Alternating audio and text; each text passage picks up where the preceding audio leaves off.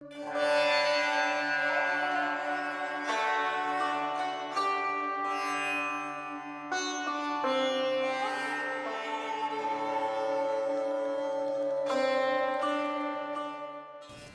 morning, everyone.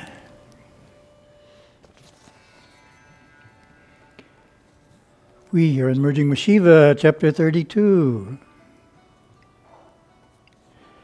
part of the 7 aspects of man.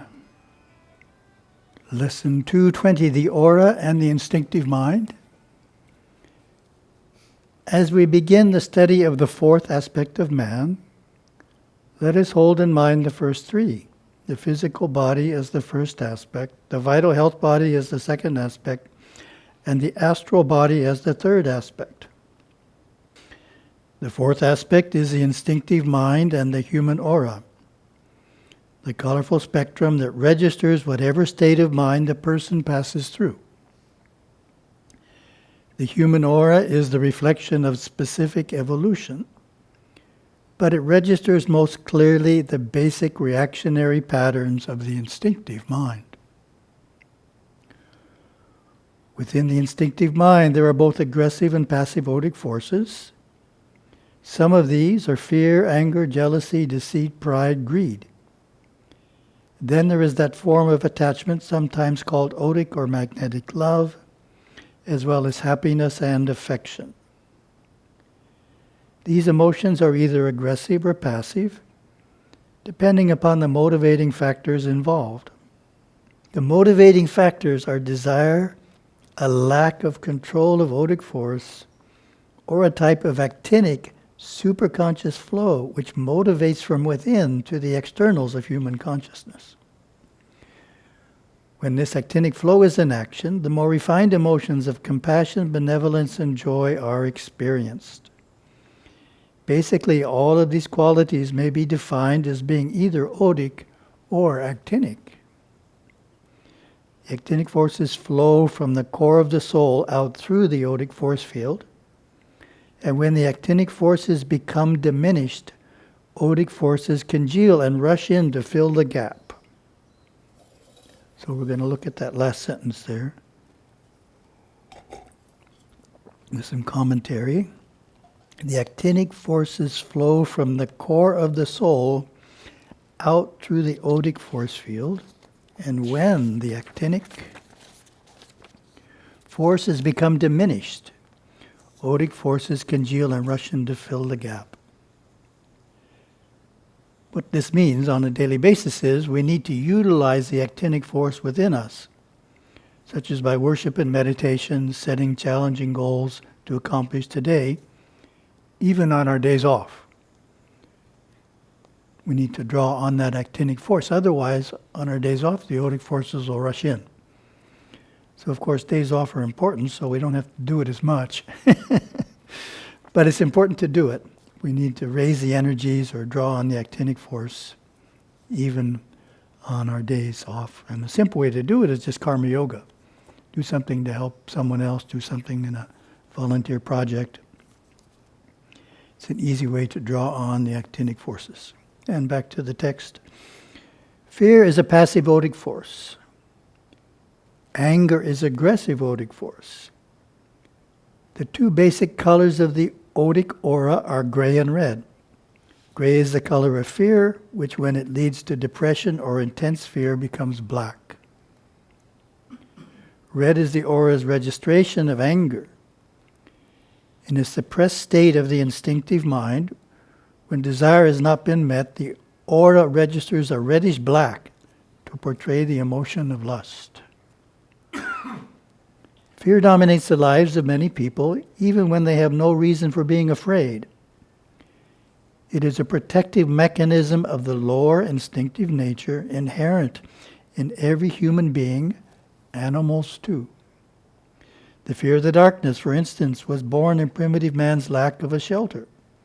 Long before he discovered the use of fire or even learned to live in caves, he trembled in the darkness when the sun went down each day, for he knew he was at the mercy of wild animals and other dangers of the night. Even today, the ability of men to fear endows them with a natural caution in the face of the unknown. The gray cast permeates the aura during protective investigation until it is proven that a condition of safety exists. Today, man still retains fear of the darkness, but now he surrounds himself with electric light, symbolizing the new golden age in which his actinic force has begun to penetrate through the instinctive mind, refining this mind just as the glow of electricity refines the vibration of the earth at night. Among other forms of fear are fear of death, fear of poverty, fear of water, and fear of high places. Anger is also, like fear, an instinctive control, and at one time served its purpose. The onrush of anger served to protect man's private interests in critical situations by injecting adrenaline into his blood and thus preparing him for defense. But as man evolves closer to his real actinic being, he discovers that actinic love, understanding, compassion, and wisdom are higher qualities than anger. Two more instinctive emotions that motivate the passive and aggressive Otic forces into action are jealousy and deceit. The actinic age is bursting forth upon this planet. Its signposts, heralding the spiritual mind of man, are portrayed in symbolic happenings upon the earth, such as the electric light, atomic energy, probes into space, probes into the subconscious, probes into prior lives, and dangerously expanding states of awareness stimulated by chemicals. All this and more show us that man has outgrown the lower instinctive emotions, such as jealousy, portrayed in the Otic aura around and through the body in the color of dark green, and deceit, portrayed as green-gray. And we have my comment. Let's look closer at fear. Gurudeva's text read, "Even today, the ability of men to fear endows them with a natural caution in the face of the unknown.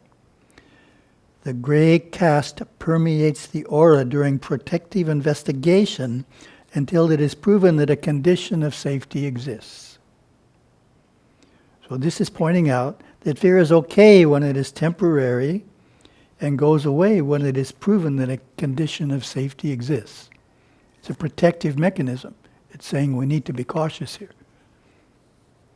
What we don't want is a perpetual state of fear, always living in a state of fear no matter what is going on around us.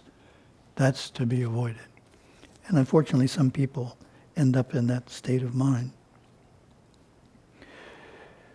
Lesson 221, Harnessing Instinctiveness. Yes, man has outgrown jealousy and deceit, but how often does he realize this? The newspapers are filled with examples of people who let themselves be controlled by these emotions. When jealousy is felt, one feels that the person they admire has more control over the Otic and actinic forces than they do.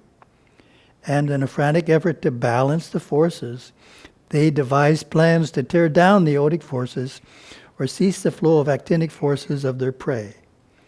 Jealousy is treacherous when it turns active and aggressive and makes a person deceitful.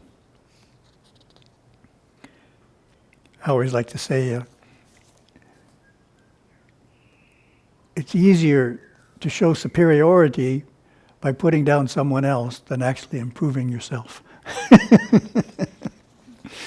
So that relates to jealousy and all that.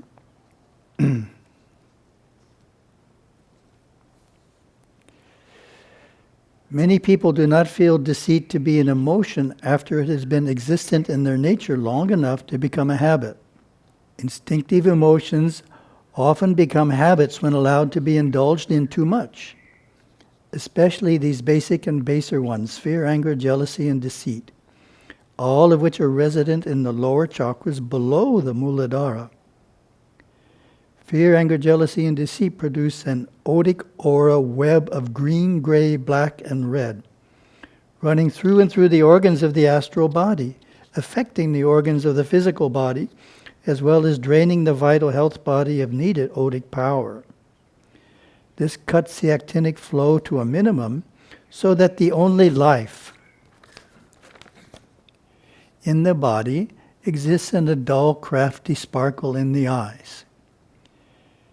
These basic instinctive emotions of the subconscious mind are the substance through which we evolve. As more control of the forces is effected, the colors of the aura lighten, and the nature is refined. This refining process is done quickly through discipline on the Raja Yoga path to enlightenment. Every effort that you make to curb and control your base instinctive nature brings you that much closer to your spiritual goal. There is a very true saying, you are only as actinic as your lowest active otic force. Those things to which you still react represent your low points and must be turned into actinic understanding before you can dissolve the otic force field that contains them. Thank you very much. Have a wonderful day.